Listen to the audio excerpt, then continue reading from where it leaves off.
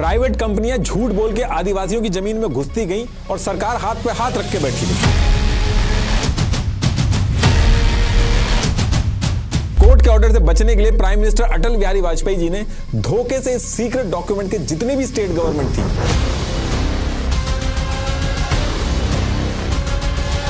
लड़ने वाले आदमियों की लाइन से नसबंदी करा दी। नक्सलवाद नाम ये इसलिए पड़ा क्योंकि नक्सलबाड़ी गांव के अंदर हुआ ये।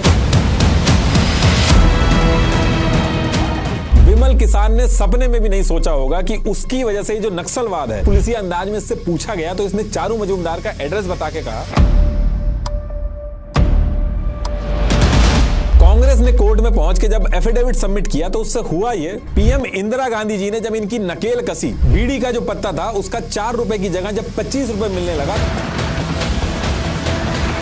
दलित और पिछड़ी जातियों को सिर्फ एनकाउंटर और बंदूक चलाने के लिए रखा है क्या?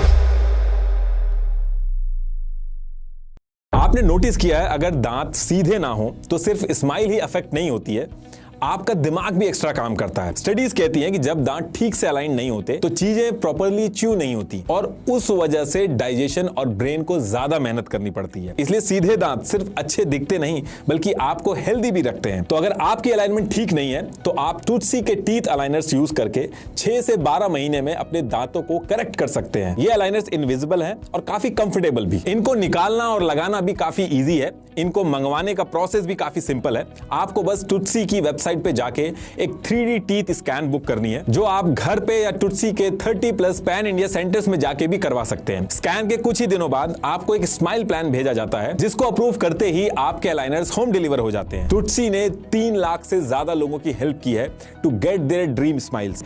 अलाइनर्स US FDA क्लियर्ड है और 100+ डेंटिस्ट और ऑर्थोडेंटिस्ट की बैकिंग भी है। तो आज ही बुक कीजिए अपना free Toothsi teeth scan, link is in the description. तो टॉपिक पे वापस आते हैं। देखिए 18 से 19 सेंचुरी का जो टाइम था, इस टाइम पे इंग्लैंड और जर्मनी के अंदर इंडस्ट्रियल रिवॉल्यूशन हो रहा था, मतलब कि हाथ की बजाय इंडस्ट्रीज लगा के मशीनों से मास प्रोडक्शन हो रहा था। और जब ये हो रहा था तो इस टाइम पे लोग गांव से निकलकर एज लेबर सिटीज में काम करने पहुंच रहे थे। और जब ये लेबर्स इंडस्ट्रीज के अंदर काम करने लगे तो एज सच कोई पॉलिसी या फ्रेमवर्क तो था नहीं।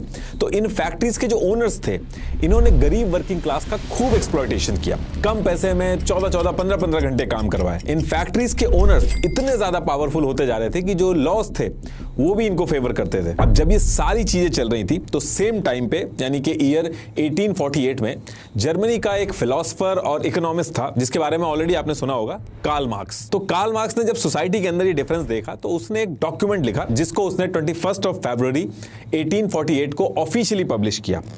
इसमें उन्होंने लिखा कि ये सब जो हमारी सोसाइटी में चल रहा है ये फेयर नहीं है। सोसाइटी अब 2 पार्ट में डिवाइड हो चुकी है। एक तरफ वो लोग हैं जिनके पास फैक्ट्री, पैसा, पावर, रिसोर्सेज सब पे कब्जा हो चुका है। इनको कार्ल मार्क्स ने कैपिटलिस्ट या रूलिंग क्लास कहा। और फिर कहा कि दूसरी तरफ वो लोग हैं जो दिन रात अमीरों से ज्यादा मेहनत करते हैं, फिर भी गरीब हैं और इनके पास रिसोर्सेज और पावर का कोई कंट्रोल नहीं है। इनको कार्ल मार्क्स ने बोला वर्किंग क्लास, लेबर। और इस डॉक्यूमेंट के अंदर कार्ल मार्क्स ने इसका सॉल्यूशन भी दिया। उसने कहा कि देखो, जब तक ये सिस्टम बदलेगा नहीं, अमीर अमीर होता जाएगा और गरीब जो है वो और गरीब होता जाएगा। गरीब गरीबी के अंदर से तब तक नहीं निकल पाएगा जब तक ये सिस्टम नहीं बदलेगा, चाहे वो कितनी भी मेहनत कर ले। और फिर कार्ल मार्क्स ने कहा कि अगर इस सिस्टम को बदलना है तो क्लासलेस सोसाइटी बनानी होगी, जिसमें किसी के पास भी प्राइवेट प्रॉपर्टी नहीं होगी, सारे रिसोर्सेज और प्रॉफिट पे सबका बराबर का हक होगा। और इसके साथ साथ एक चीज और बोली जो अभी आगे चल के नक्सलिज्म का बेस बनेगी। उन्होंने कहा कि ये जो अमीर है इन सारी पावर और रिसोर्सेज पे कब्जा करके बैठा है, ये अपनी पावर और रिसोर्सेज जो है इनको पीसफुल तरीके से कभी नहीं देगा। इसलिए गरीबों और वर्किंग क्लास जो है इनको वायलेंस भी करना पड़ सकता है। अब 21 फरवरी 1848 को कार्ल मार्क्स ने ये जो डॉक्यूमेंट पब्लिश किया, इसको द कम्युनिस्ट मैनिफेस्टो कहा गया और इस पूरी आइडियोलॉजी को कम्युनिज्म बोला गया। और यहीं से लाल रंग, जो खून का रंग होता है, उसे कम्युनिज्म के सिंबल से जोड़ा गया। आपने कई जगह पे लोगों को लाल सलाम बोलते हुए सुना होगा, कहीं कहीं पे आपने रेड कॉरिडोर सुना होगा। अब जब कार्ल मार्क्स ने इस पूरे एक्सप्लॉयटेशन के ऊपर एक डॉक्यूमेंट रिलीज किया तो पहले क्या था कि लोग एक्सप्लॉयटेशन तो झेल रहे थे, लेकिन उनके पास उस चीज को समझाने का या एक्सप्रेस करने का कोई क्लियर तरीका नहीं था। कार्ल मार्क्स की ये थ्योरी यानी कि कम्युनिज्म आइडियोलॉजी, ये जब लोगों तक पहुंची तो उससे हुआ ये कि लोगों को एक फ्रेमवर्क मिला जिसमें उनको समझ में आया कि गरीब होना उनकी गलती नहीं है, बल्कि ये जो पूरा सिस्टम है ये खराब है, इसकी वजह से ये लोग गरीब हैं। देखिए जितनी भी चीज मैं अभी बता रहा हूं, आप थोड़ा सा वेट करिएगा, अब ये सारी चीजें नक्सलिज्म से रिलेट करेंगी। तो अब इसके बाद होता क्या है कि 21 फरवरी 1848 को कार्ल मार्क्स ने डॉक्यूमेंट रिलीज किया जिसे कम्युनिस्ट मैनिफेस्टो बोला गया। और सेम टाइम पे यूरोप के अंदर लोग इक्वालिटी को लेकर प्रोटेस्ट वगैरह तो कर ही रहे थे, लेकिन 3 दिन बाद 24 फरवरी 1848 को फ्रांस में प्रोटेस्ट हुए। इसके नेक्स्ट मंथ मार्च 1848 में और प्रोटेस्ट हुए। जर्मनी, ऑस्ट्रिया, इटली, इन जगहों पे भी लोगों ने प्रोटेस्ट करना स्टार्ट किए, लेकिन अभी तक भी चीजें कंट्रोल में थी। लेकिन इसके लगभग 70 साल बाद, यानी कि ईयर 1917 में, आज का जो रशिया है, उस समय वहां पे रशियन एम्पायर होता था, तो वहां पे एक फेमस लीडर था जिसका नाम आपने सुना होगा,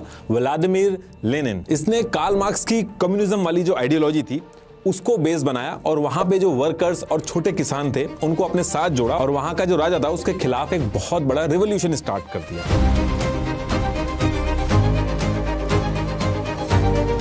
और ये रिवॉल्यूशन इतना बड़ा हो गया कि राजा को इनके आगे झुकना पड़ा और पहली बार दुनिया के अंदर कार्ल मार्क्स की थ्योरी को ग्राउंड पे इंप्लीमेंट करके व्लादिमीर लेनिन ने रशियन एम्पायर में एक कम्युनिस्ट गवर्नमेंट बना दी। और फिर आगे चल के ईयर 1922 में यूएसएसआर यानी कि सोवियत यूनियन बना। अब जब यूएसएसआर में इतना बड़ा इवेंट हुआ, सब ने मिलकर राजा को हटा दिया, तो वहीं इंडिया में बैठे जो ब्रिटिशर्स थे इस पूरे ये जो कम्युनिज्म का कॉन्सेप्ट था इसको लेके कॉन्शियस हो गए। उनको लगने लगा जैसे यूएसएसआर में गरीब और किसानों ने इकट्ठा होकर राजा को पावर से हटा दिया, कहीं इंडिया में भी ये सारी चीजें ना शुरू हो जाएं, क्योंकि इंडिया के अंदर गरीब और किसानों का जो नंबर था वो और ज्यादा था। तो अब यहां से ब्रिटिशर्स कोशिश करते हैं कि इंडिया के अंदर ये जो छोटी छोटी कम्युनिस्ट एक्टिविटीज हो रही हैं इनको कैसे भी करके रोका जाए। ब्रिटिशर्स काफी स्टेप लेते हैं इस चीज को लेकर, लेकिन उसके बाद भी अगले जो 2 साल थे उसमें कार्ल मार्क्स की ये जो कम्युनिस्ट आइडियोलॉजी थी उसके फॉलोअर्स इंडिया में धीरे धीरे करके बढ़ने लगे। और फिर इसके बाद डेट आती है 17 अक्टूबर 1920 और इस दिन क्या होता है कि इंडिया के अंदर एक थिंकर था एमएन रॉय। ये कार्ल मार्क्स की लिटरेचर वगैरह बहुत ज्यादा पढ़ता था। यूएसएसआर में जो कम्युनिस्ट पार्टी बनी थी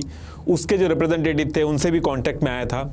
ये क्या करता है, अपने साथ कुछ लोगों को लेके इंडिया से सीक्रेटली यूएसएसआर चला जाता है और यूएसएसआर के ताशकंद के अंदर ही ये लोग मीटिंग वगैरह करते हैं और वहीं पे प्लान वगैरह बनाते हैं और वहीं से यानी कि यूएसएसआर में बैठे बैठे communist party of India CPI launch कर देते हैं। और इस पार्टी को लॉन्च करने के बाद यूएसएसआर में ही ये जो एमएन रॉय था इसने अपने साथ जो शौकत उस्मानी, अबानी मुखर्जी, इनको जो लेके आया था, इनको ट्रेनिंग वगैरह कराई और उसके बाद वापस इंडिया भेज दिया। और इंडिया में वापस पहुंच के ये लोग क्या करते हैं कि इन्होंने अंडरग्राउंड कम्युनिस्ट सेल्स बनाए, पैम्पलेट बांटे, कम्युनिस्ट लिटरेचर जो था वो इंडियन लोगों को दिया और उनको समझाया कि उनका एक्सप्लॉयटेशन हो रहा है और कैसे कम्युनिज्म ही उनको बचा सकता है। और ईयर 1924 आते आते इन्होंने अपने साथ इंडिया के जो ट्रेड यूनियन थे, वर्कर्स, किसान, इन सबको जोड़ के बॉम्बे, कानपुर, बंगाल और मद्रास में कम्युनिज्म का एक ठीक ठाक बेस बना लिया। और फिर इसके जस्ट अगले साल 26 दिसंबर 1925 को ये लोग यूपी में इकट्ठा होते हैं, एक कॉन्फ्रेंस रखते हैं जिसे कानपुर कॉन्फ्रेंस भी कहते हैं। यहाँ पे एस.ए. धांगे, मुजफ्फर अहमद, नलिनी गुप्ता, ये सब मिलके सीपीआई को इंडिया के अंदर ऑफिशियली लॉन्च कर देते हैं। इससे पहले जो लॉन्च किया था वो इंडिया के बाहर किया था। अब ये जो सीपीआई का अंडरग्राउंड सपोर्ट बढ़ रहा था और ये लोग कॉन्फ्रेंस वगैरह बहुत तेजी से कर रहे थे, इससे ब्रिटिशर्स बिल्कुल भी खुश नहीं थे। इनका साफ कहना था कि जो सारी चीजें इंडिया में कम्युनिज्म के नाम पे हो रही हैं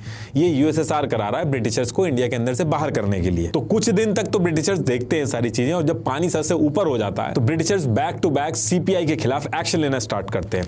सेक्शन 121A आईपीसी के तहत मेरठ कॉन्स्पिरेसी केस चलाया इन्होंने और ऐसे ही 1-2 और स्टेप्स लिए और उसके बाद भी जब ये लोग नहीं माने तो ईयर 1934 में ब्रिटिशर्स ने सीपीआई पार्टी और इनके मेंबर्स के ऊपर क्रिमिनल लॉ अमेंडमेंट एक्ट के तहत क्रिमिनल कॉन्स्पिरेसी और यूएसएसआर के साथ मिलकर एंटी गवर्नमेंट एक्टिविटी चलाने के चलते सीपीआई को ऑफिशियली बैन कर दिया इंडिया में और सीपीआई की मेंबरशिप तक लेना इलीगल कर दिया। अब जब ये बैन पड़ता है सीपीआई के ऊपर तो सीपीआई के जो मेंबर थे, जो बचे हुए थे, इन्होंने सीक्रेटली अपनी बातों को लोगों तक पहुंचाना स्टार्ट किया और ये लोग ट्राई करते थे कि जब भी कहीं कोई फार्मर्स या लेबर्स का कहीं एक्सप्लॉयटेशन के अगेंस्ट में प्रोटेस्ट वगैरह हो तो उस प्रोटेस्ट में जाके ही सीपीआई के लोग जुड़ जाते थे और वहां से जाके अपना ये काम करते थे। अब सेम टाइम पे क्या था कि इंडिया के अंदर जमींदार सिस्टम चल रहा था।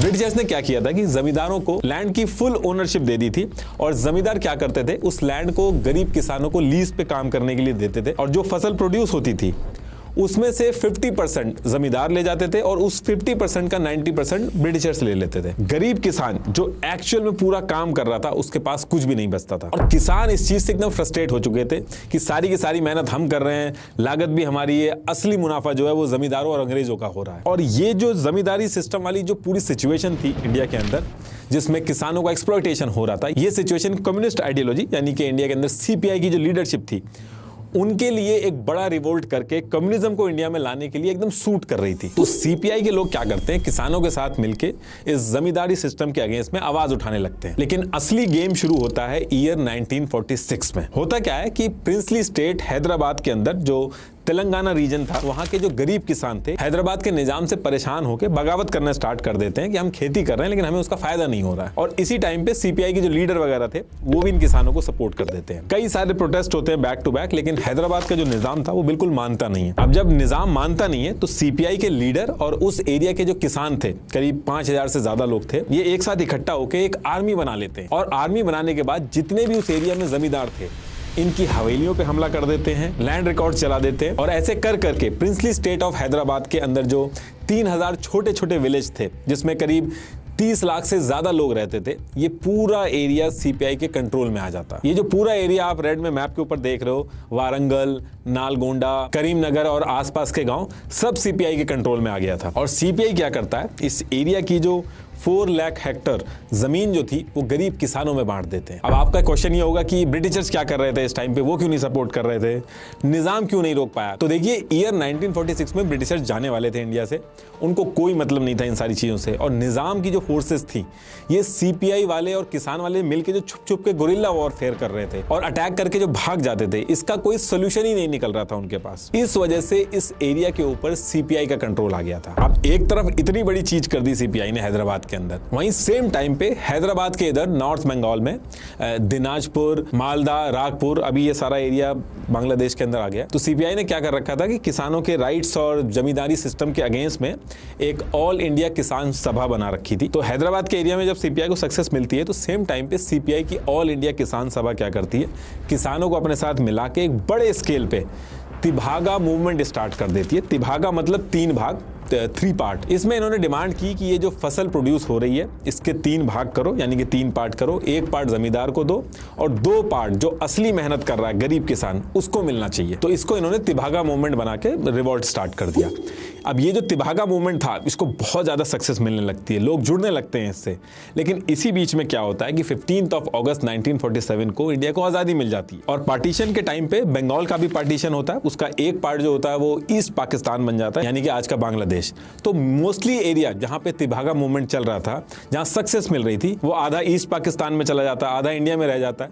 तो ये जो मूवमेंट थी ये भी रुक जाती है आजादी के बाद। अब इसके बाद इंडियन गवर्नमेंट पावर में आती है और नेहरू जी प्राइम मिनिस्टर बनते हैं। लेकिन आजादी मिलने के बाद भी सीपीआई कहता है ये जो आजादी हमें मिली है ये पूरी आजादी नहीं है, ये इंडियन गवर्नमेंट भी अलग नहीं है, ये भी जमींदारों और कैपिटलिस्टों की सरकार है। और फिर इसके बाद सीपीआई रुकता नहीं है, नेक्स्ट ईयर ही सीपीआई ऑफिशियली इंडियन गवर्नमेंट के खिलाफ रिवॉल्यूशन स्टार्ट कर देता है। इसका नाम देता है रिवॉल्यूशन नाउ, तुरंत क्रांति, और आर्म्ड रिवॉल्यूशन शुरू कर देता है इंडियन गवर्नमेंट के खिलाफ। अब जब ये सारी चीजें चल रही थी तो इसी टाइम पे सीपीआई के अंदर 2 यंग मेंबर थे, चारू मजूमदार और कोंडापल्ली सीतारमैया। ये पहले स्टूडेंट थे, फिर इन्होंने कार्ल मार्क्स और लेनिन की कम्युनिस्ट आइडियोलॉजी से इंस्पायर होकर सीपीआई को ज्वाइन कर लिया था। और बहुत ही कम टाइम में लोग फेमस हो रहे थे और सीपीआई को बहुत तेजी से आगे बढ़ा रहे थे। ये दोनों नाम आप याद रखिएगा, अभी आगे चल के यही दोनों इंडिया की हिस्ट्री की सबसे बड़ी इंटरनल सिक्योरिटी थ्रेट, नक्सलवाद को स्टैब्लिश करेंगे। अब इधर इंडिया में तो ये सारी चीजें चल रही थी और सेम टाइम पे इंडिया के बगल में जो इंडिया का पड़ोसी था चाइना, वहां भी सेम इंडिया जैसी दिक्कतें चल रही थी। वहां भी फैक्ट्रीज ज्यादा नहीं थी, वहां की इकोनॉमी भी फार्मिंग पे बेस्ड थी और वहां भी किसान नंबर्स में ज्यादा थे और जमींदारी सिस्टम था। थोड़े से अमीर लोगों के पास बहुत सारी लैंड थी वहां पे भी। तो चाइना में क्या होता है कि एक कम्युनिस्ट लीडर था माओ जेडोंग,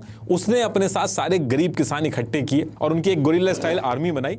पहले ये लोग विलेज के अंदर गए, वहां हमला किया, वहां पे कब्जा किया, फिर सिटीज पे कब्जा किया और 1 अक्टूबर 1949 को माओ जेडोंग ने चाइना में कम्युनिस्ट गवर्नमेंट बना दी। Mao Zedong stood atop Tiananmen Gate in Peking and declared the birth of the People's Republic of China, marking a profound shift in the nation's history. इस पूरे रिवॉल्यूशन में 1 million से ज्यादा जमींदारों का कत्लेआम हुआ, मास रीलोकेशन हुआ, भूखमरी फैली। अब ये चीज मैं इसलिए बता रहा हूं क्योंकि इसका डायरेक्ट इंपैक्ट इंडिया पे भी हुआ। इंडिया की जो सीपीआई थी वो भी सेम चीज प्लान करने लगी और आपस में इन्होंने डिस्कशन स्टार्ट कर दिया कि इंडिया की सिचुएशन चाइना की तरह ही थी। माओ जेडोंग ने तो चाइना में जो किया सेम चीज हम इंडिया में क्यों नहीं कर पा रहे हैं। तो ये डिसाइड करते हैं कि हमें भी किसानों की गुरिल्ला आर्मी बनानी होगी, पहले रूरल एरिया को टारगेट करना होगा और फिर उसके बाद सिटीज को कब्जे में ले लेंगे। अब चाइना में जो हुआ वहां से सिर्फ सीपीआई हरकत में नहीं आई, इंडियन गवर्नमेंट भी हरकत में आई। उन्होंने तुरंत ये चीज अनाउंस कर दी कि हम किसानों के लिए लैंड रिफॉर्म्स लाएंगे, जमींदारी सिस्टम खत्म करेंगे, जिनके पास जरूरत से ज्यादा जमीन है उनसे जमीन लेके गरीब किसानों में डिस्ट्रीब्यूट करेंगे। और ये अनाउंसमेंट करने के तुरंत बाद एग्रेरियन रिफॉर्म कमेटी बनाई गई जिसको टास्क दिया गया कि जल्दी से जल्दी इसके ऊपर रिपोर्ट सबमिट करो। और बिना टाइम वेस्ट किए 9 जुलाई 1949 को as per plan agrarian reform committee ने अपनी रिपोर्ट सबमिट करी। अब इसमें इन्होंने बहुत सारी चीजें सजेस्ट करी, जैसे जमींदारी सिस्टम को ऑफिशियली खत्म करने को कहा गया। इसमें यह भी बोला गया कि जो खेती करेगा उसी की जमीन हो, एक आदमी कितनी लैंड रख सकता है, इन सारी चीजों के ऊपर सजेशन दिए। लेकिन जैसे ही रिपोर्ट सबमिट हुई, इंडिया के अंदर जो पावरफुल लोग थे, जमींदार थे, उनका गवर्नमेंट के ऊपर बहुत प्रेशर आने लगा और ये चीज इंप्लीमेंट नहीं हो पाई। और इस चीज की वजह से बहुत बड़ी दिक्कत शुरू हो जाती है। आगे कुछ टाइम तक तो कुछ नहीं होता है, लेकिन ईयर 1951 में इंडिया के अंदर जनरल इलेक्शंस होने थे और सीपीआई कहती है कि इस इलेक्शन में हम भी खड़े होंगे, डेमोक्रेटिक तरीके से हम लोग पावर में आएंगे। अब ये चीज सीपीआई जो हथियार उठाने की बात करती थी उससे थोड़ी हट के थी। तो सीपीआई के अंदर भी कई सारे ऐसे लीडर थे, चारू मजूमदार जैसे, जो हमेशा से चाइना स्टाइल में हथियार उठा के लड़ाई करना चाहते थे। वो गुस्सा भी हो गए थे। इनफैक्ट चाइना की जो कम्युनिस्ट पार्टी थी वो वहां से बैठे बैठे इंडिया की जो सीपीआई पार्टी थी, ये जो इलेक्शन लड़ने की अप्रोच रख रही थी, इसको क्रिटिसाइज करने लगी। लेकिन सीपीआई के जो मेन लीडर थे वो मानते नहीं है, वो इलेक्शन लड़ते हैं। अब इंडियन गवर्नमेंट ने जो लैंड रिफॉर्म का वादा किया था उसको इंप्लीमेंट नहीं किया था, तो उसकी वजह से थोड़े नेगेटिव सेंटिमेंट्स थे, तो इस चीज का उसको थोड़ा नुकसान होता है। और सीपीआई जो है, जो एकदम नई पार्टी थी, वो सेकेंड हाईएस्ट सीट जीत के मेन ऑपोजिशन पार्टी बन जाती है और फिर आगे चल के केरला के असेंबली इलेक्शन भी जीत जाती है। ये एक बहुत ही अलार्मिंग सिचुएशन थी कांग्रेस गवर्नमेंट के लिए। तो कांग्रेस तुरंत इस पे एक्ट करती है और जमींदारी सिस्टम इंडिया के अंदर खत्म करने के लिए लॉज बनाने पे ध्यान देती है। State by state in laws को इंप्लीमेंट करना स्टार्ट किया ताकि किसान नाराज ना हो और सीपीआई के साथ जुड़ने ना लगे।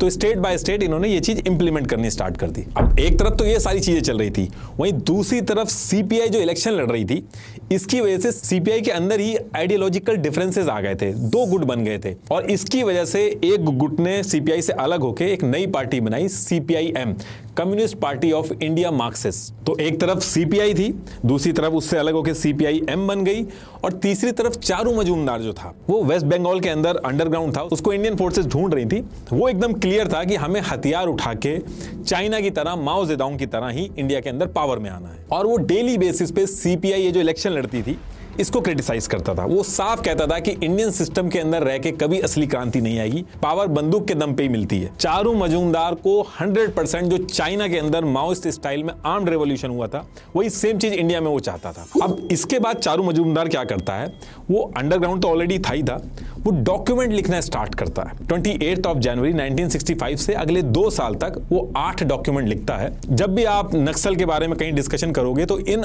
8 डॉक्यूमेंट की बात जरूर होती है। इसको कुछ लोग हिस्टोरिक 8 डॉक्यूमेंट भी बोलते हैं, कुछ लोग इंडिया का कम्युनिस्ट मैनिफेस्टो भी कहते हैं। काफी फेमस डॉक्यूमेंट है ये जब भी इंडिया के अंदर नक्सलवाद की बात होती है। इन डॉक्यूमेंट्स के अंदर चारू मजूमदार ने स्टेप बाय स्टेप पूरे प्रोसेस लिखे हैं कि कैसे हथियार उठा के पावर में आया जाएगा। इंडिया के अंदर ये जो पूरा कम्युनिस्ट मूवमेंट है ये फेल क्यों हो रहा है, इसके रीजन लिखे। सीपीआई ये जो इलेक्शन लड़ रही है इसको क्रिटिसाइज किया और चाइना के अंदर जो माओइस्ट ने हथियार उठा के पावर में आए ये लोग, उसको जस्टिफाई किया। ऊपर की बात नहीं करी, स्टेप बाय स्टेप गाइड किया कि कैसे शुरू में जो गरीब किसान है उनको छुरी, चाकू, डंडे और दाव जैसी जो देसी हथियार है उनका यूज करके जमींदारों, पुलिस, गवर्नमेंट ऑफिसर्स को मारना है, फिर गांव पे कब्जा करना है और फिर सिटीज की तरफ बढ़ना। हर एक चीज इस 8 डॉक्यूमेंट के अंदर चारू मजूमदार ने स्टेप बाय स्टेप लिख दी थी। और इन 8 डॉक्यूमेंट को पूरा लिखने के बाद चारू मजूमदार ने अपने अंडरग्राउंड नेटवर्क का यूज करके सीक्रेटली स्टूडेंट्स, किसान, ट्रेड यूनियन वर्कर्स, इन सब के पास पहुंचाने लगा।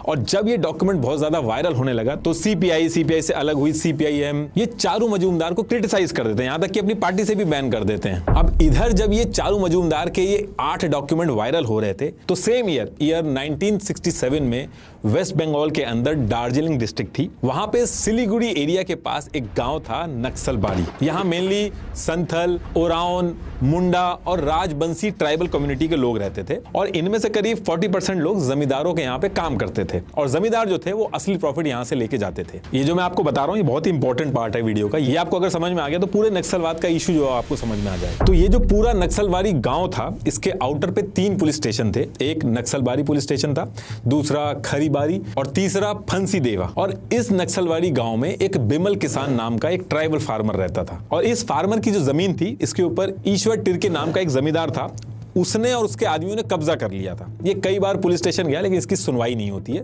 तो इसने क्या किया था, कोर्ट के अंदर एक केस फाइल कर दिया था और काफी टाइम से ये केस चल रहा था। अब होता क्या है कि 2 मार्च 1967 को वेस्ट बंगाल में सीपीआई इलेक्शन जीत के पावर में आ जाती है और कोइंसिडेंस भी आप देखिए कि सेम डे सुप्रीम कोर्ट ने बिमल किसान के फेवर में जजमेंट दे दिया और जो लैंड की ओनरशिप थी वो ऑफिशियली बिमल किसान जो था उसको मिल गई। अब केस जीतने के बाद बिमल किसान बहुत खुश, वो अपने खेत के अंदर खेती करने जाता है तो ईश्वर तिर्के और उसके जो लोग थे उसको पीट के वहां से भगा देते हैं।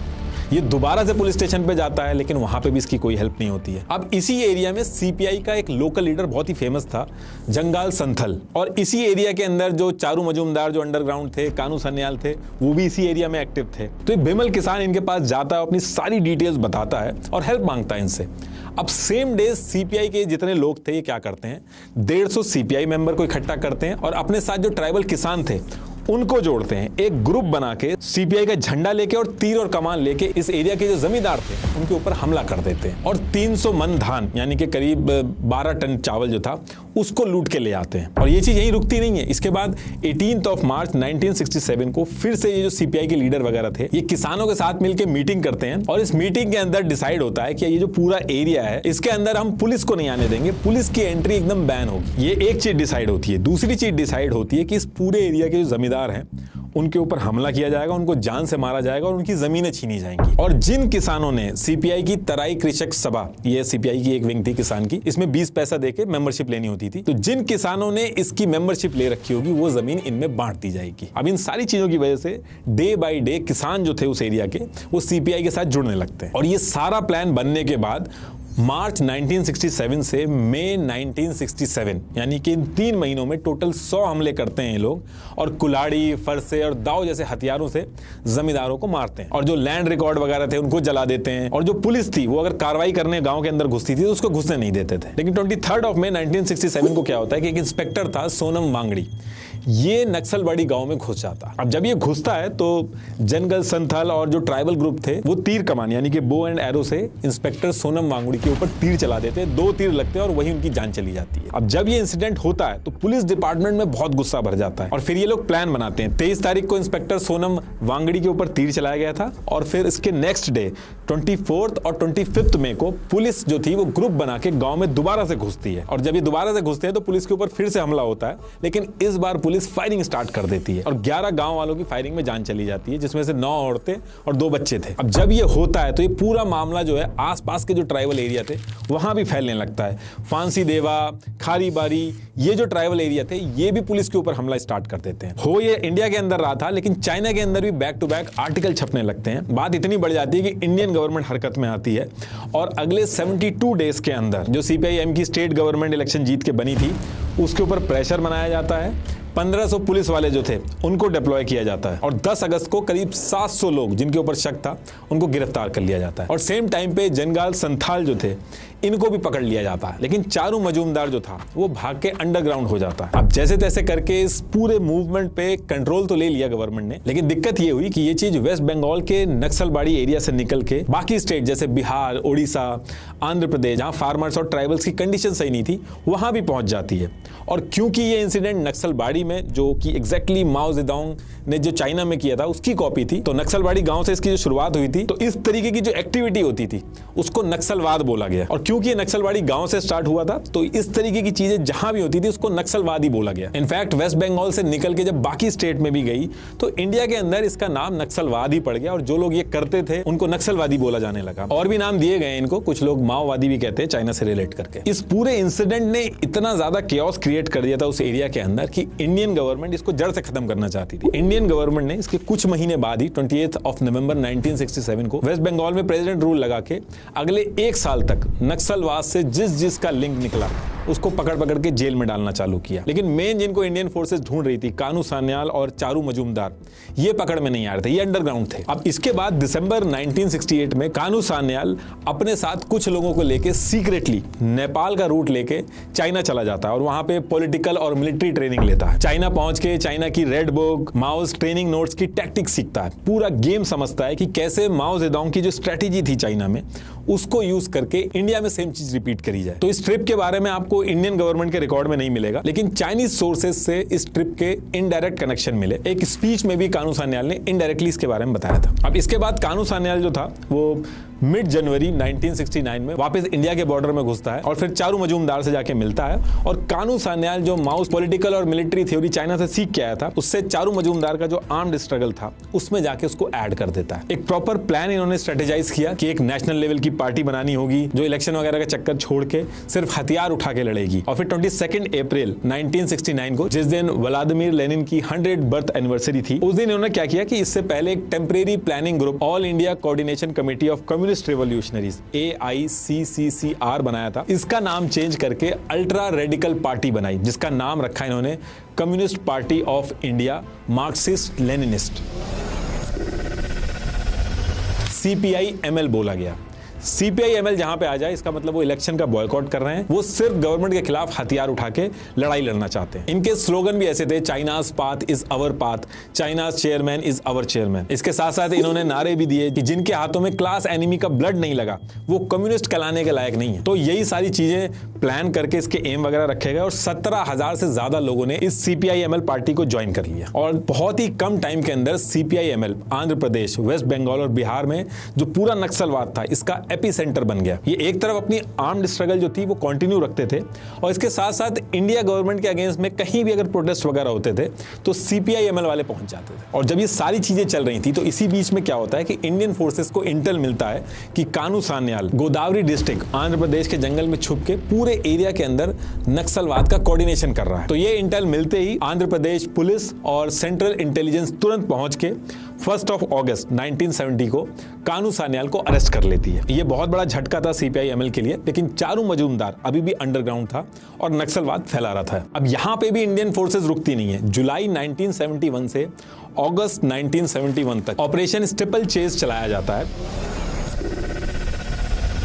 जिसमें बल्क में करीब 20,000 नक्सलियों को पकड़ के जेल में डाला जाता है। और जो इतने लोग जेल में डाले गए इन्हीं में से एक आदमी था जो इंटेरोगेशन के टाइम पे चारू मजूमदार, जिसके ऊपर 10,000 का इनाम रखा गया था, जो पूरे नक्सल मूवमेंट को हेड कर रहा था, उसका एग्जैक्ट एड्रेस बता देते हैं कि चारू मजूमदार कोलकाता के एंटली एरिया के 113 बेलिया घाटा रोड पर छुपा है। और बिना टाइम वेस्ट किए 16 जुलाई 1972 को 1 बजे पुलिस ने इस एड्रेस पे रेड की और चारू मजूमदार को घेर के पकड़ लिया। और पकड़ने के बाद इंटेरोगेशन स्टार्ट होता और फिर 13 दिन बाद 28 जुलाई 1972 को कोलकाता पुलिस हेडक्वार्टर के लाल बाजार सेंट्रल लॉकअप में चारू मजूमदार की डेथ हो जाती है। ऑफिशियली ये बताया गया कि चारू मजूमदार को पहले से ही टीबी था और कार्डियक अरेस्ट आने की वजह से जान गई, लेकिन नक्सल्स ये बात मानते नहीं है। नक्सल्स का कहना था कि पुलिस ने इतना मारा कि जान चली गई। और कानू सान्याल जो जेल में बनता वो भी कुछ टाइम बाद वो भी इतना डिप्रेस हो जाता है कि वो भी फांसी लगा के अपनी जान ले लेता है। अब चारू मजूमदार के जाने से पूरा ये जो नक्सलिज्म का मूवमेंट चल रहा था ये एकदम वीक पड़ जाता है। और फिर ईयर 1973 से 1974 तक का ये जो टाइम था इसमें मिलिट्री और CRPF ने ऑपरेशन थंडर वगैरह स्टार्ट किया जिससे नक्सल्स के ऊपर बहुत बड़ा क्रैकडाउन हुआ। और सेम टाइम पे जो ट्राइबल किसान थे उनके लिए भी कई सारी चीजें की गई, जैसे 5 ईयर प्लान वगैरह लॉन्च किए गए ताकि ट्राइबल किसानों का जो सपोर्ट था नक्सलिज्म से वो भी कम हो और एक्चुअल में हुआ भी। और सेम टाइम पे जो ईयर 1975 में इमरजेंसी चल रही थी उस टाइम पे इंदिरा गांधी जी ने MISA maintenance of internal security act ये लगा के बिहार, आंध्र प्रदेश, वेस्ट बंगाल से जो बचे हुए नक्सलवादी थे उनको उठा के जेल में डाल दिया और जितने भी नक्सल ग्रुप थे उन पे बैन लगा दिया गया। और इन सारी चीजों का इंपैक्ट ये हुआ कि नक्सलवाद इंडिया के अंदर वीक पड़ गया और जो बचे कुचे नक्सलवादी थे वो अंडरग्राउंड हो गए। तो अब यहां तक तो सारी चीजें ठीक चल रही थी, लेकिन इसके 2 साल बाद डेट आती है 21 मार्च 1977। इस दिन इमरजेंसी हटती है और इसके 3 दिन बाद 24 मार्च 1977 को जनता पार्टी जो थी वो इलेक्शन जीत जाती है और मोरारजी देसाई जी जो थे वो देश के पीएम बनते हैं। अब मोरारजी देसाई जी ने पहले से ही वादा किया था कि जब वो पावर में आएंगे तो ये जो इमरजेंसी वगैरह में जो सिविल लिबर्टीज वगैरह है इसको रिस्टोर करेंगे और इमरजेंसी के टाइम पे जिनको MISA के अंडर पॉलिटिकल प्रिजनर बना रखा था उनको जेल से निकाल देंगे। तो इस चीज पे उन्होंने काम करना स्टार्ट किया और जब ये सारी चीजें चल रही थी तो नक्सलवादियों ने भी क्या किया, उन्होंने जेल से मोरारजी देसाई जी को लेटर लिखना स्टार्ट किया जिसमें उन्होंने ये कहा कि अब हम हथियार नहीं उठाएंगे, हमें भी डेमोक्रेटिक प्रोसेस का पार्ट बना लीजिए और जेल से बाहर कर दीजिए। और ये चीज पीएम मोरारजी देसाई एक्सेप्ट कर लेते हैं और 3 मई 1977 को सारे स्टेट में जो नक्सल बंद थे उनसे रिटर्न अंडरटेकिंग ली गई कि आप आर्म स्ट्रगल वगैरह दोबारा से स्टार्ट नहीं करोगे और उन्होंने वादा भी किया कि वो एकदम पीसफुल तरीके से जो डेमोक्रेटिक प्रोसेस है उससे जाके जुड़ जाएंगे। अब जब स्टेट बाय स्टेट सारे जो नक्सल्स थे उनको जब जेल से बाहर किया गया तो इसी टाइम पे एक बंदा और बाहर निकलता है जेल से, जिसके बारे में मैंने पहले भी बताया था, कोंडापल्ली सीतारामैया। अब कुछ नक्सल जो थे वो जेल से निकलने के बाद एक्चुअल में उन्होंने पॉलिटिक्स ज्वाइन करी, लेकिन कोंडापल्ली और उसके जो साथी थे वो एक्चुअल में वो जेल से जो निकल रहे थे वो एक स्ट्रैटेजी थी उनकी ताकि दोबारा से रीग्रुप कर सके। एक्चुअल में वो डेमोक्रेटिक प्रोसेस का पार्ट नहीं बनना चाहते थे और कोंडापल्ली और इसके साथ के जो लोग थे ये अंडरग्राउंड हो जाते हैं और अंडरग्राउंड होके नक्सल ग्रुप जितने भी थे उनको एक्टिवेट करते हैं और रीग्रुपिंग स्टार्ट करते हैं। और अगले 3 साल तक जितने भी छोटे छोटे नक्सल ग्रुप थे जैसे कि Maoist communist centre MCC, party unity, ऐसे करके 30 से 40 नक्सल ग्रुप जो थे उनको रीयूनाइट किया कोंडापल्ली ने और दिन रात मेहनत करके 30,000 लोगों को जोड़ लिया। ईयर 1980 आते आते कोंडापल्ली बहुत स्ट्रांग हो गया था, उसने अपना बेस बना लिया था और इसी ईयर में उसने नेशनल लेवल का एक नक्सल ग्रुप जिसका नाम उसने पीपल्स वॉर ग्रुप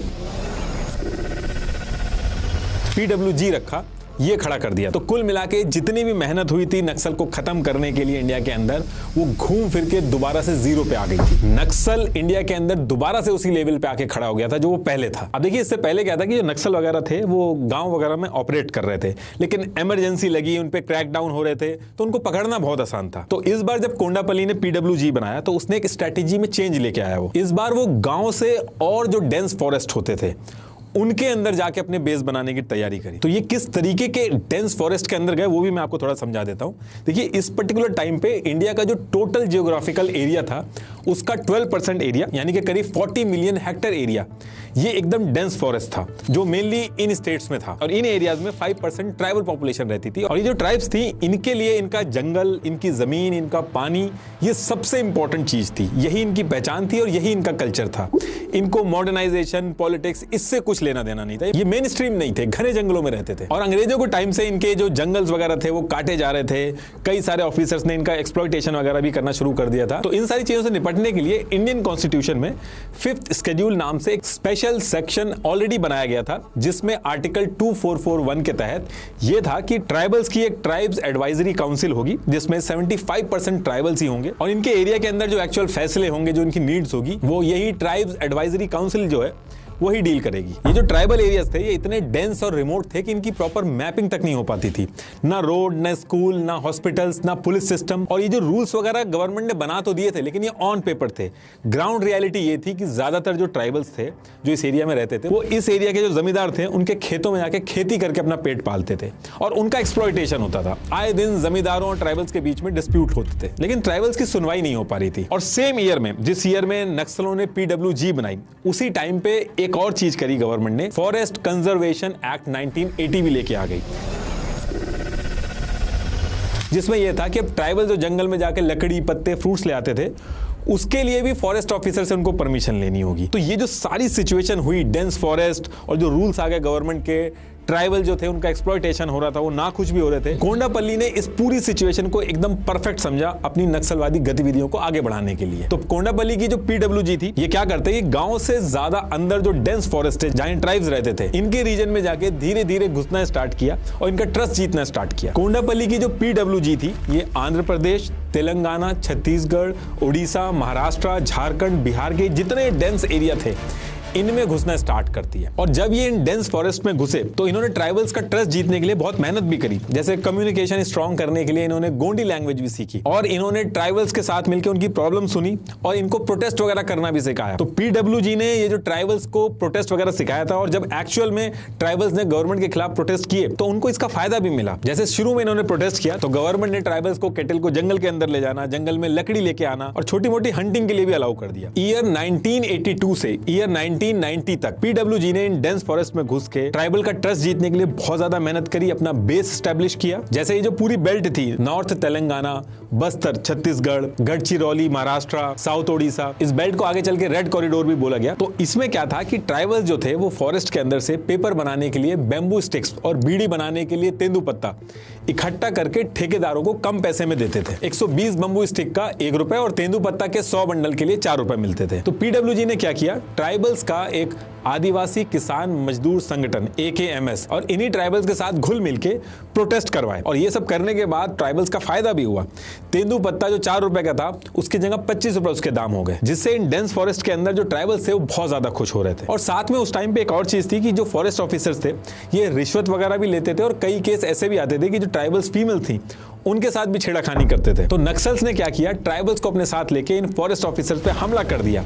एक रेवेन्यू ऑफिसर था जिसने ट्राइबल लड़की के साथ छेड़खानी की थी, उसको पेड़ से बांध दिया और जितनी ट्राइबल फीमेल्स थी उनसे उसके मुंह पे स्पिट करवाया। ये इंसिडेंट बहुत फेमस हुआ ट्राइबल्स के बीच में और ट्राइबल जो थे वो नक्सल्स का एक्चुअल में सपोर्ट करने लगे। और जब ईयर 1990 तक नक्सल्स ने अपना बेस बना लिया, ट्राइबल्स का ट्रस्ट जीत लिया, ट्राइबल्स गवर्नमेंट से ज्यादा नक्सल्स का सपोर्ट करने लगे, तो धीरे धीरे करके नक्सल्स ने अपने हाथ खोलने चालू किए। ये डेंस फॉरेस्ट इतने रिमोट थे कि गवर्नमेंट सिस्टम जैसे पुलिस, कोर्ट, स्कूल, हॉस्पिटल ये सब कुछ होता ही नहीं था। तो नक्सलवादियों ने क्या किया, इन्होंने अपनी पैरेलल गवर्नमेंट चला दी, अपने कोर्ट और लॉ सिस्टम बना दिए।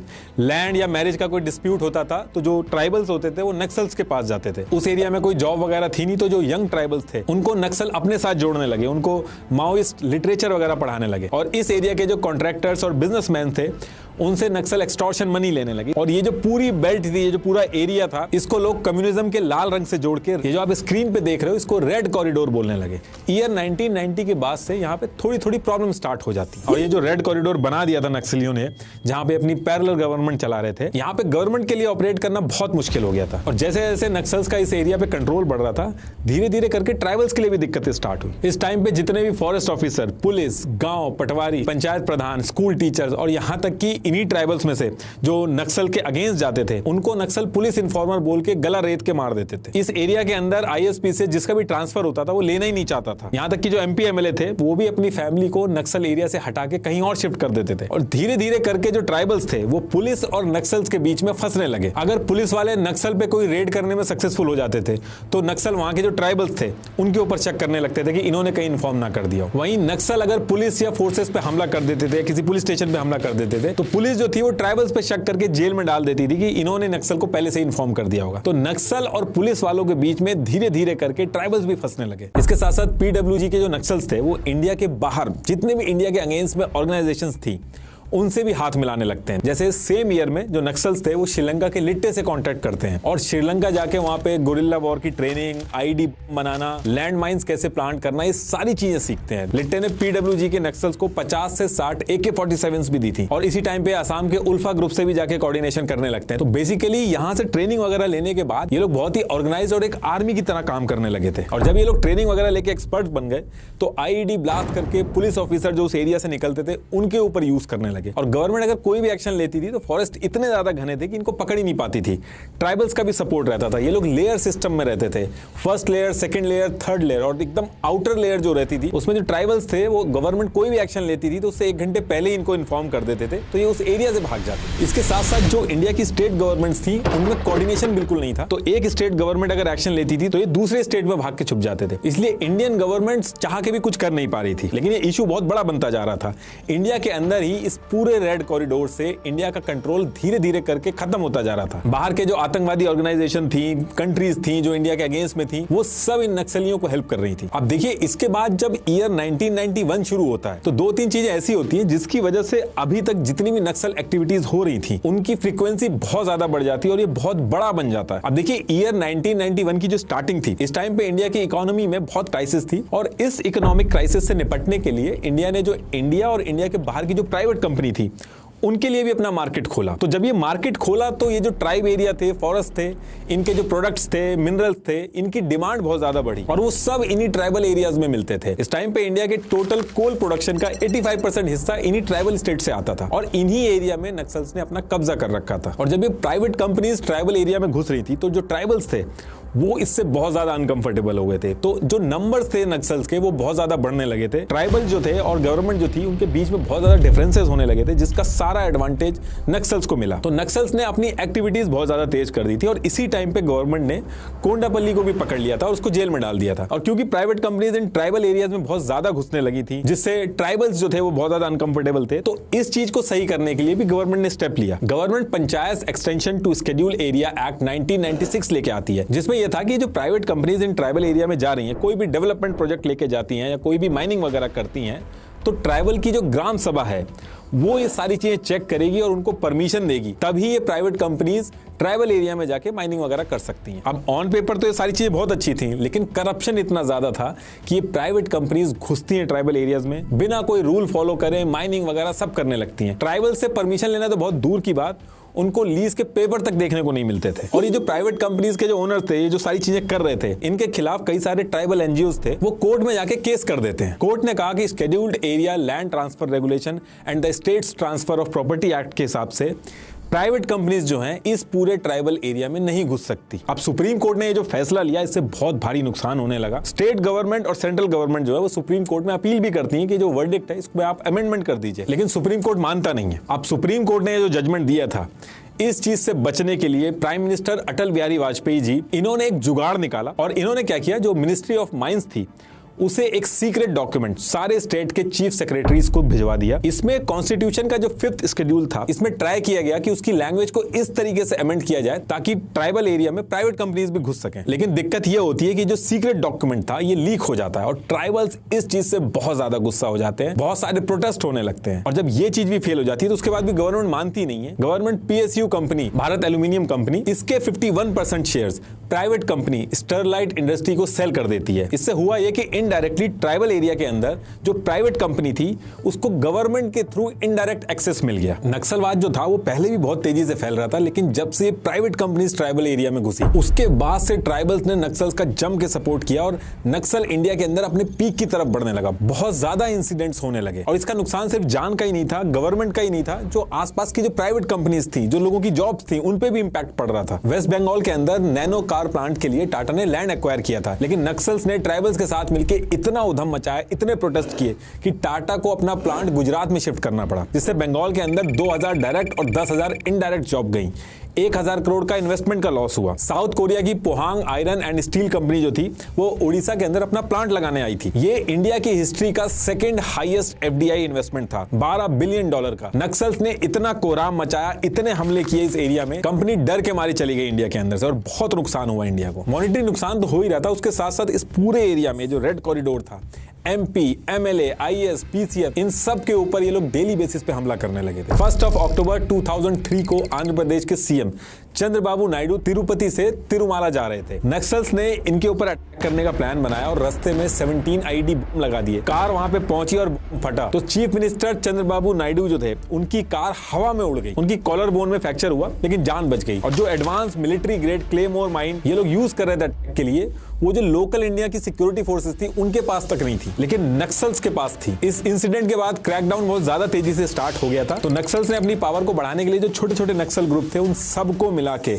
एक ग्रुप बना लिया CPI माओइस्ट नाम से। ये एक यूनाइटेड सारे नक्सल्स ग्रुप को बना के बैक टू बैक हमला करने लगे, बहुत तेजी से हमले करने लगे। हाल ये हो गया था कि इंडियन गवर्नमेंट के पैरेलल में ये जो नक्सल थे अपनी गवर्नमेंट चलाने लगे, यानी कि CPI माओइस्ट वाले अपनी गवर्नमेंट चलाने लगे। अब इसके बाद अगले जो 5 साल थे, यानी कि 2005 से 2010 का जो टाइम था, इस टाइम पे नक्सल अपने पीक पे पहुंच चुका था। इंडिया में जिसको ये रेड कॉरिडोर बोल रहे थे, 10 स्टेट के अंदर 180 से ज्यादा स्ट्रिक्ट्स पे नक्सल्स का कंट्रोल था। ये छोटा नंबर नहीं था। As per ACLED data 92,000 square kilometre area यानी कि इंडिया की 40% लैंड पे नक्सल एक अलग फ्लैग और एक अलग गवर्नमेंट चला रहे थे। ये जो इस एरिया के अंदर ये जो अपनी गवर्नमेंट चलाते थे, इसको ये जनता सरकार बोलते थे। और ये ऐसे ही गवर्नमेंट नहीं चला रहे थे, नक्सलवादियों ने प्रॉपर 8 अलग अलग डिपार्टमेंट बना दिए थे, आर्मी की यूनिट्स बना दी थी, फार्मर्स के लिए सीड्स और ग्रेन बैंक बना दिए थे। नक्सल ये जो पूरा रेड कॉरिडोर बोलते हैं, इसके अंदर इंटरेस्ट फ्री लोन दे रहे थे, मेडिकल यूनिट, मूवेबल स्कूल्स, सब कुछ चल रहा था और इंडियन गवर्नमेंट कुछ नहीं कर पा रही थी। इस पूरे एरिया में प्रॉपर इन्होंने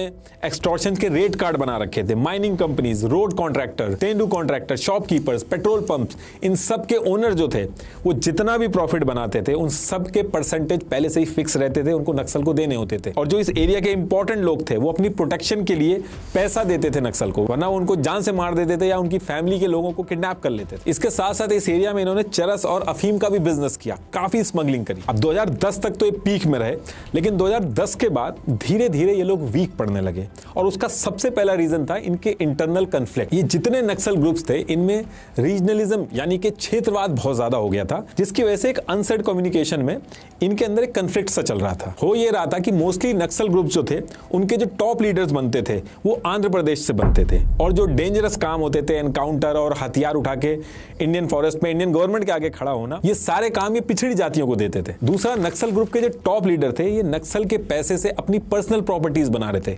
लड़ाई ये गरीबों की कर रहे थे लेकिन खुद पैसा बना रहे थे। एक्चुअल में जो नक्सलवादी थे, ट्राइबल्स थे, इनको आगे लड़ने के लिए रख रहे थे, लेकिन जो टॉप लीडरशिप थी उनका नक्सल के पैसे को यूज करके अपनी प्राइवेट प्रॉपर्टी बनाने के इल्जाम लग रहे थे। जैसे नक्सल लीडर संदीप यादव ने अपने सन इन लॉ को पैसे राउट किए दिल्ली में और एक लग्जरी फ्लैट खरीदवाया, ये बात भी आउट हो गई। ऐसे ही एक नक्सल लीडर प्रद्युम्न शर्मा ने खुद इंडियन एजुकेशन का बॉयकॉट किया लेकिन अपनी नीस का एडमिशन 22 लाख देके प्राइवेट मेडिकल कॉलेज में करवा दिया। वो इंसिडेंट भी सामने आ गया। और इन सब का जो मेन लीडर था कोंडापल्ली, उसकी खुद की बेटी और दामाद एम्स में डॉक्टर थे। तो ये जो सारी चीजें चल रही थी, इसको लेके इंटरनल कन्फ्लिक्ट भी चल ही रहा था और जो ट्राइबल्स थे उनका सपोर्ट भी कम होने लगा था कि हमको आगे मरने के लिए छोड़ रहे हैं और खुद ये ऐश की जिंदगी जी रहे हैं। तो एक तरफ धीरे धीरे करके जो इंटरनल कन्फ्लिक्ट थे ये बढ़ने लगे और दूसरी तरफ गवर्नमेंट जो थी उसने जो क्रैकडाउन करती थी पहले, उसका भी स्टाइल चेंज कर दिया। पहले क्या होता था कि नक्सल्स को पकड़ने में बहुत ज्यादा दिक्कत आती थी, लेकिन इस बार CRPF, स्टेट पुलिस और इंटेलिजेंस एजेंसी जो थी,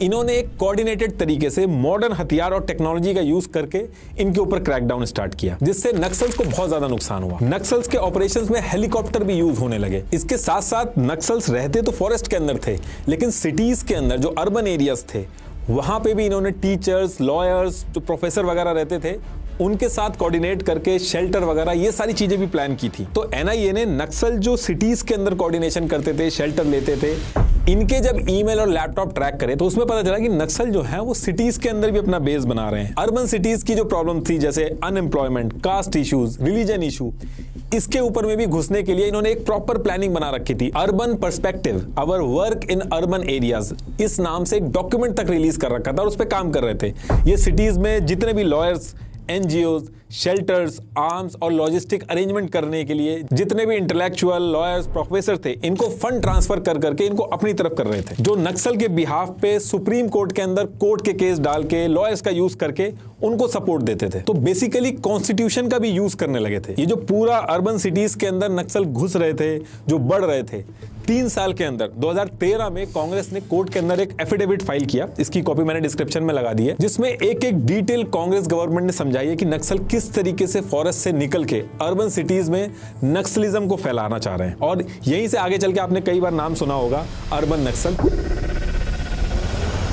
तो वो यहीं से निकल के बनता है। और इसी टाइम से जो अर्बन नक्सल वर्ड है ये बहुत ज्यादा फेमस होने लगा। जो प्रोफेसर, टीचर जो इनके साथ मिले हुए थे उनको लोग टारगेट करने लगे कि अर्बन नक्सल का पार्ट है। और इसी पर्टिकुलर टाइम पे सबसे बड़ा नुकसान जो नक्सलवादियों का तब हुआ जब 74 फ्रंट ऑर्गेनाइजेशन जो नक्सल्स की थी उनको बैन कर दिया गया। इससे इनका जो पूरा सपोर्ट सिस्टम था वो खत्म हो गया। ऊपर से 500 और 1000 के जो नोट थे वो भी बैन हो गए। तो ये जो एक्सटॉर्शन करते थे, जो पूरा रैकेट चलाते थे, ये कैश में डील करते थे। तो इनकी जो पेमेंट थी और इनका जो फाइनेंशियल सिस्टम था वो भी कोलैप्स होने लगा। और धीरे धीरे करके गवर्नमेंट जो थी उन्होंने सरेंडर पॉलिसी भी डाली, जिसमें बहुत सारे नक्सलियों ने सरेंडर करना स्टार्ट किया। और उस टाइम पे पता चला कि जो आदमी लोग लड़ते थे, जिनको आगे हथियार उठाने के लिए रखते थे, उनकी ये नसबंदी कर देते थे। इनफैक्ट फीमेल जो होती थी उनको प्रेग्नेंट होना अलाउड नहीं था। इसके साथ साथ गवर्नमेंट ने ये जो ट्राइबल एरियाज थे यहाँ पे डेवलपमेंट का काम चालू किया, रोड, इंफ्रास्ट्रक्चर, हर चीज बनाई गई। जो ट्राइबल यूथ था उनको जॉब्स और एम्प्लॉयमेंट में यूज करके मेन स्ट्रीम किया गया। अब ये मल्टीपल फ्रंट पे जब गवर्नमेंट ने काम करना स्टार्ट किया तो जो नक्सलवाद पहले 180 डिस्ट्रिक्ट में था वो उससे घट के 18 डिस्ट्रिक्ट में रह गया। ये स्क्रीन पे आप ईयर वाइज देख सकते हो। और अभी अगर करंट सिनेरियो की बात करें तो जो हमारे होम मिनिस्टर हैं अमित शाह, इन्होंने स्टेटमेंट दिया है कि 2026 तक इंडिया से नक्सलवाद हमेशा के लिए खत्म कर दिया जाएगा। तो ये जो 18 डिस्ट्रिक्ट हैं ये भी नहीं बचेंगी। तो अब यहां से 2026 में देखना है कि अमित शाह अपना वादा पूरा कर पाते हैं कि नहीं। लास्ट में एक बार फिर से आपको रिमाइंड कराना चाहूंगा, अगर आपको भी प्रॉपर्ली अलाइन टीथ चाहिए तो जरूर बुक करिए फ्री टीथ स्कैन और स्टार्ट करिए अपनी teeth straightening journey with Toothsi. Link is in the description. Thank you.